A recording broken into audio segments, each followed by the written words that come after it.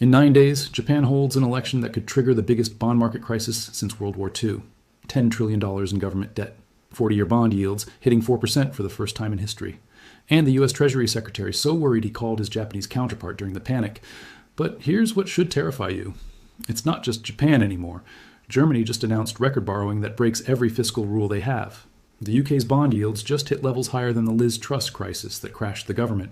3 of the world's largest economies, all spiraling into debt crises at the exact same time. And Japan holds $1.2 trillion in U.S. Treasury bonds. If they're forced to sell, your mortgage rate, your credit card rate, your car loan, all going up. This isn't happening next year. This is happening right now. Look, I know debt crises sound abstract, boring, something that happens to other countries. But let me show you why this one is different. Japan's crisis is triggering a global contagion. The largest foreign holder of U.S. debt might have to sell.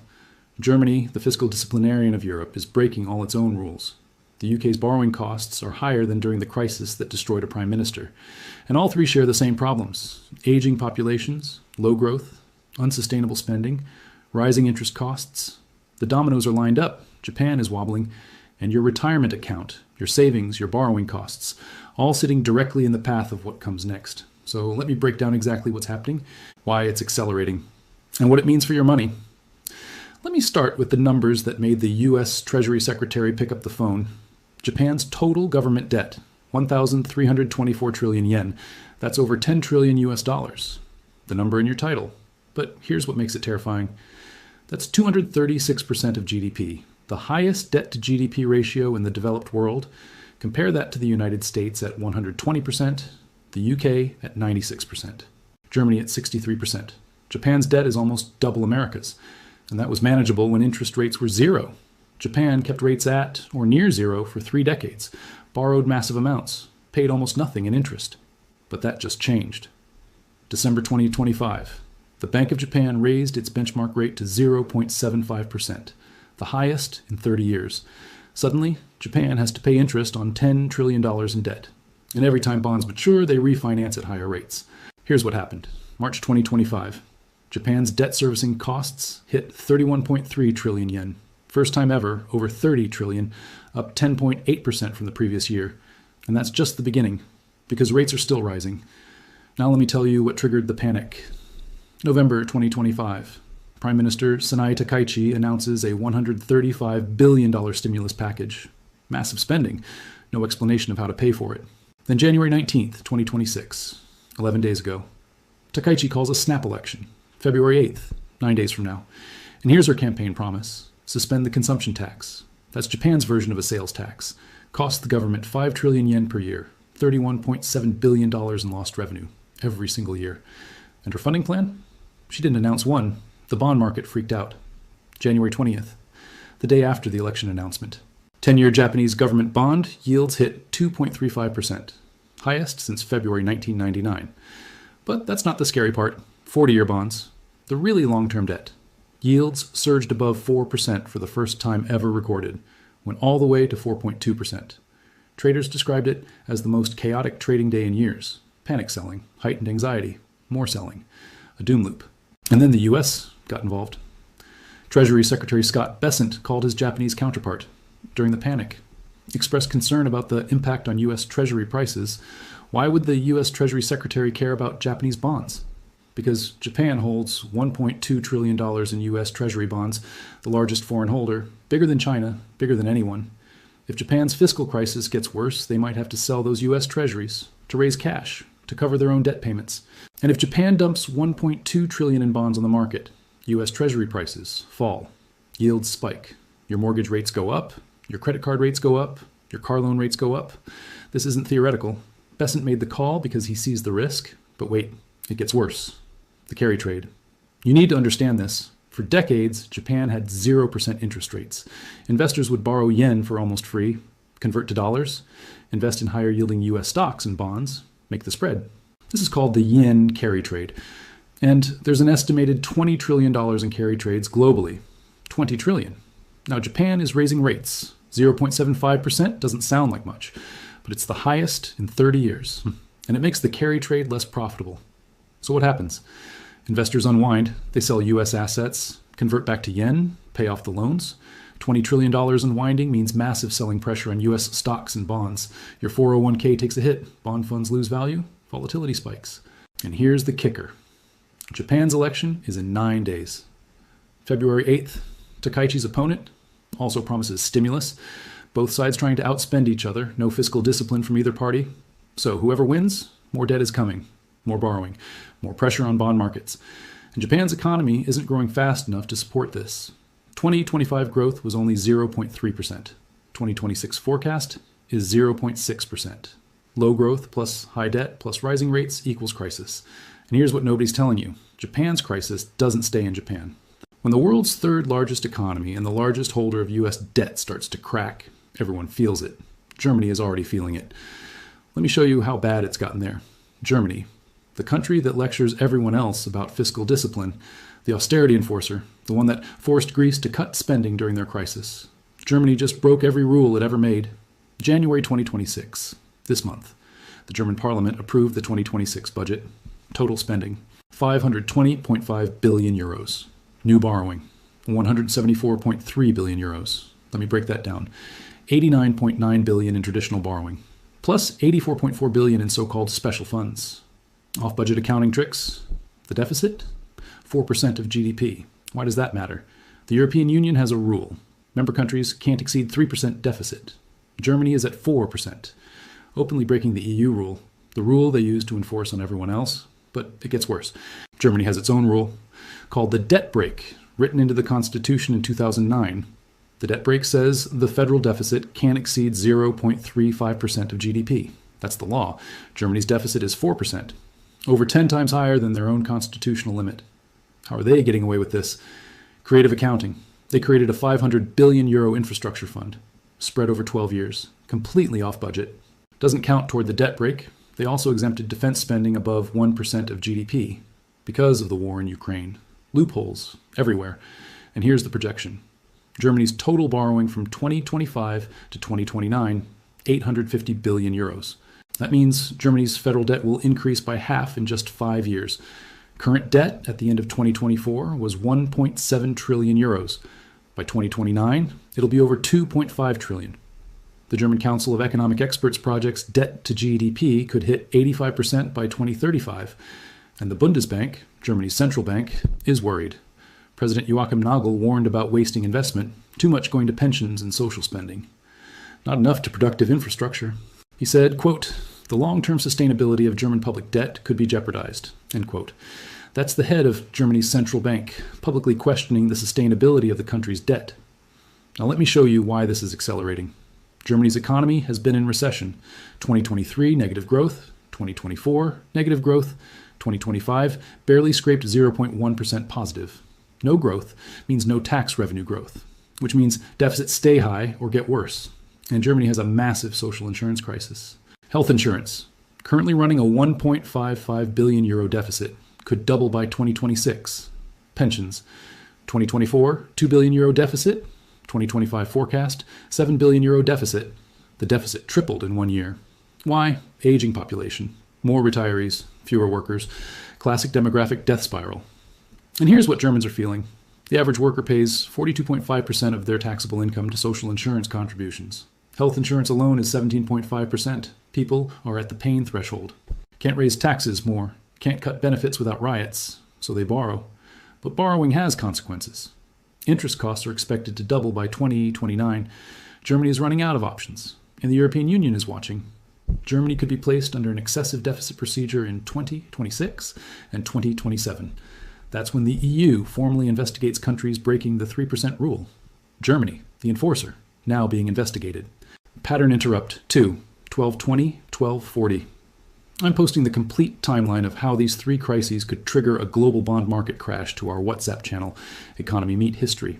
Japan's election is in 9 days. Germany's deficit hits in months. The UK's local elections are in May. When these dominoes start falling, you need to know before the panic spreads. Link in description right now. Now let me show you the crisis that's already here.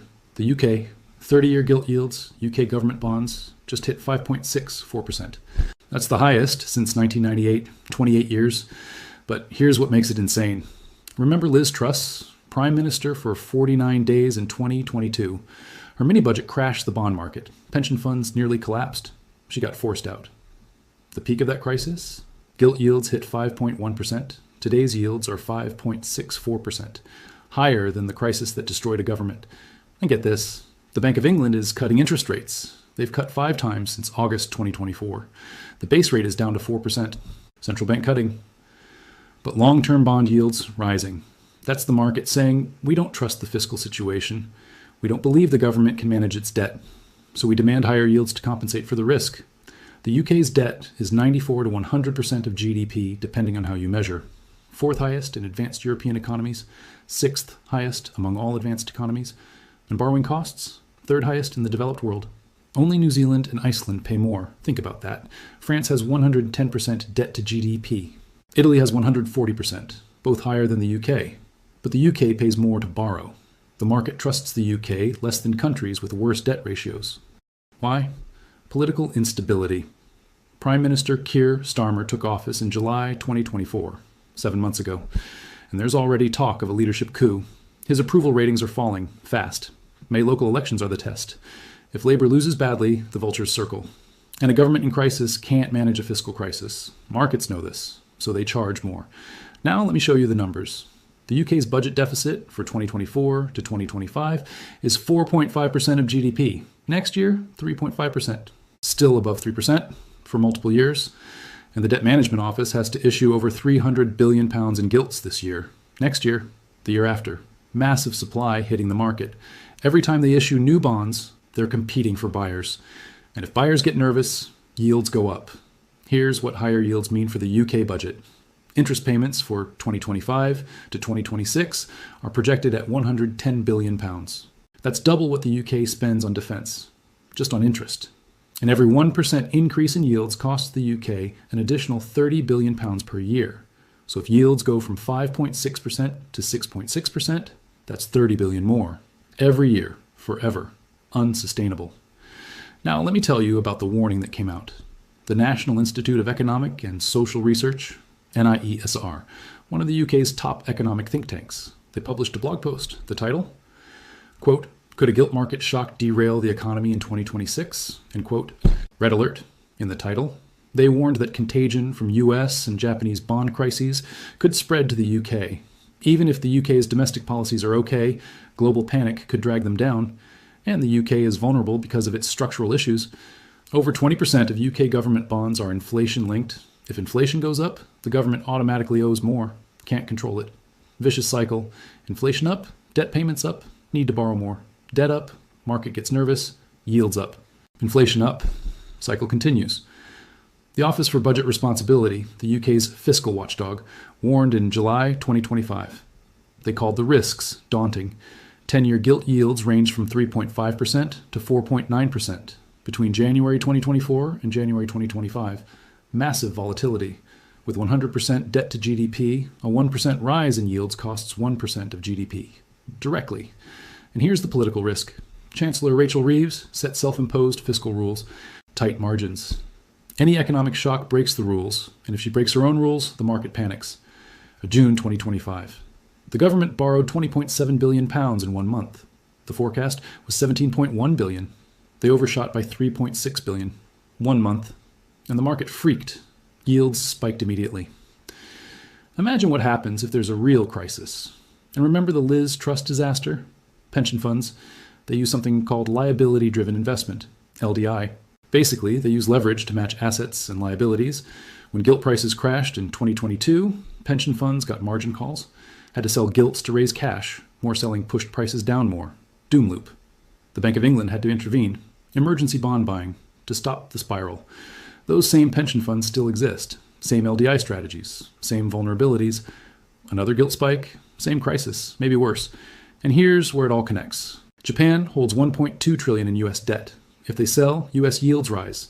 If US yields rise, UK and German yields follow. If those rise, their fiscal crises worsen. They sell more bonds to cover costs. Yields rise more. Global doom loop. Let me show you exactly how the contagion spreads. Let me walk you through how one country's crisis becomes everyone's crisis. Step 1. Japan, February 8th, election.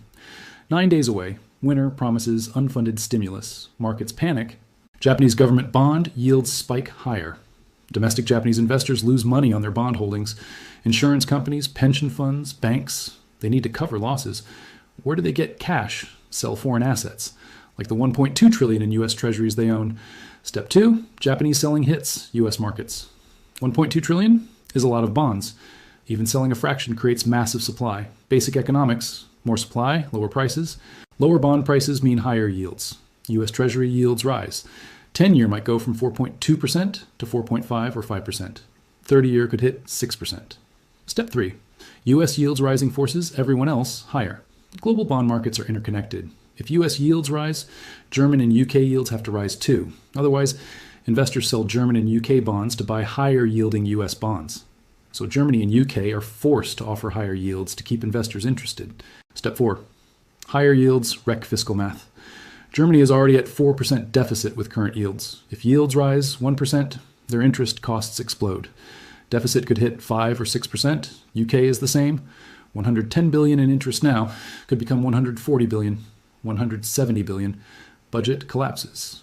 Step 5. Fiscal crisis triggers more selling. Markets see Germany and UK can't sustain their debt.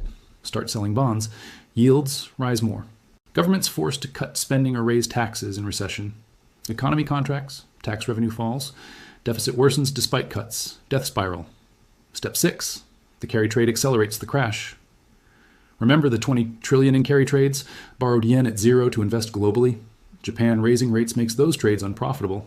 Investors unwind, sell stocks, sell bonds, convert to yen, pay back loans. 20 trillion unwinding isn't gradual, it's panic. Everyone's selling at once. Prices crash across the board. Step 7, global recession. Higher borrowing costs everywhere. Businesses can't afford to expand. Consumers can't afford to borrow. Housing markets freeze. Stock markets crash. Unemployment rises. And governments can't stimulate because they're already drowning in debt. No room for bailouts like 2008 or COVID. Step 8. Sovereign debt crisis goes mainstream. What started as a Japan problem is now a global crisis. Bond markets in chaos. Currencies volatile. Trade disrupted. And it all traces back to the same root cause. Too much debt. Too little growth. Aging populations, rising interest costs. Japan, Germany, UK, all have the same disease, just different stages. Now let me make this personal. How does this affect you? An American watching from across the ocean. Your Treasury bonds. If Japan sells, U.S. Treasury prices fall. If you own Treasury bonds in your portfolio or 401k, you lose money, not permanently if you hold to maturity, but mark-to-market losses in the short term. However, there's a flip side. If there's a global panic, money might flood into U.S. Treasuries as a safe haven. Flight to quality. Everyone wants dollars. U.S. bond prices could actually rise, so it depends which force is stronger. Japanese selling or global panic buying. Your mortgage and loans. If U.S. yields rise because of Japanese selling, mortgage rates go up. The 30-year fixed could go from 6.5% to 7 or 7.5%. Credit card rates, car loans, all indexed to broader rates. They go up too. But if yields fall because of flight to safety, you could see mortgage rates improve, maybe down to 6% or below. Watch the 10-year Treasury yield. That's the key indicator for mortgages. Your 401k. International stocks get crushed. Japan, Germany, UK, all in crisis. Their stock markets fall. If you have international exposure, expect losses. Emerging markets even worse. They're sensitive to dollar strength and global growth. Both would be negative in this scenario. US stocks? Mixed. Initially, they'd fall on global recession fears. But if the U.S. is the safe haven, money flows in, could create a divergence. U.S. outperforms. Your dollar. If global crisis hits, dollar strengthens. Euro, pound, yen all weaken relative to dollar. Good for you if you're buying imports or traveling abroad. Bad if you work in export industries. Strong dollar makes U.S. goods expensive for foreigners. Your job depends on your industry. Finance, real estate, construction, all hurt by higher rates and slower growth. But some sectors benefit. Defense, if governments increase spending. Healthcare, always needed. Utilities, defensive. If you're in a rate-sensitive industry, prepare for volatility. Your savings. High-yield savings accounts currently pay 4 to 5%. If the Fed cuts rates in response to global crisis, those rates fall. Maybe to 2 to 3%, your cash earns less. But it's safe. And in a crisis, liquidity is king. Your purchasing power.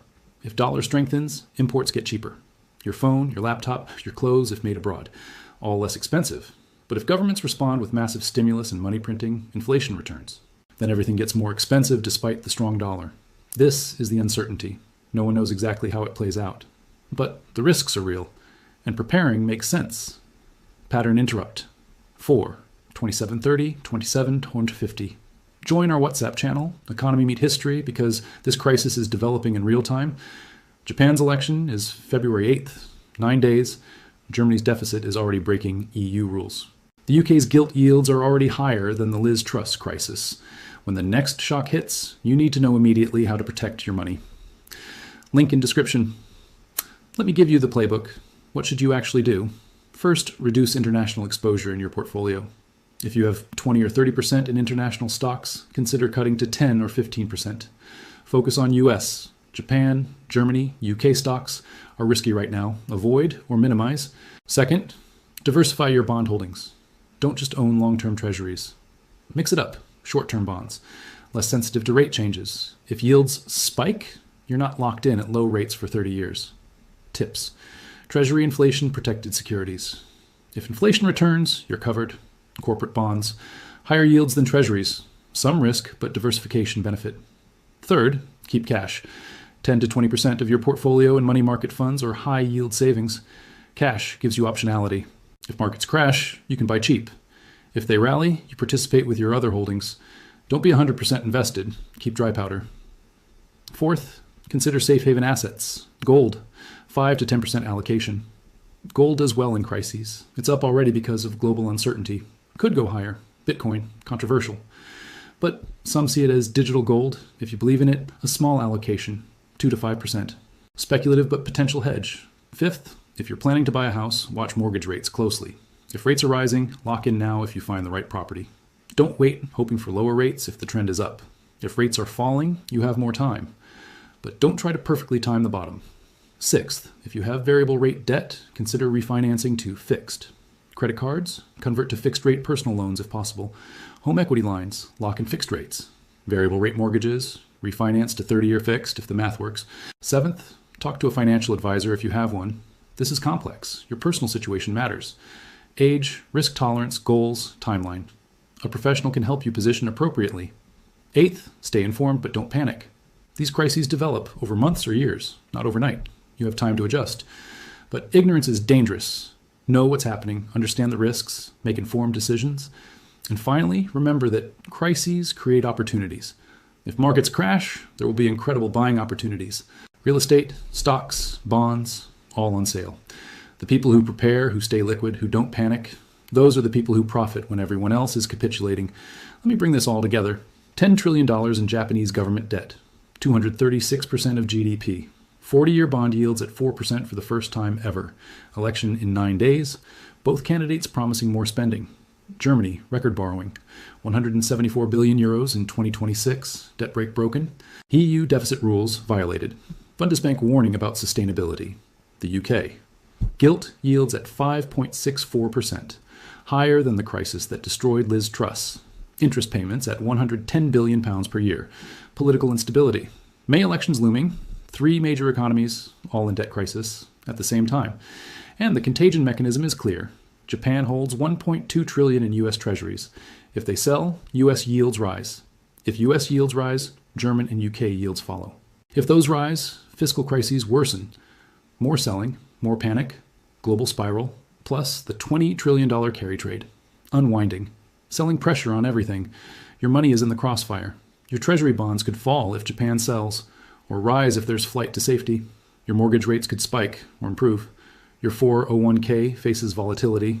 International stocks crushed. U.S. stocks uncertain. Your dollar could strengthen, making imports cheap.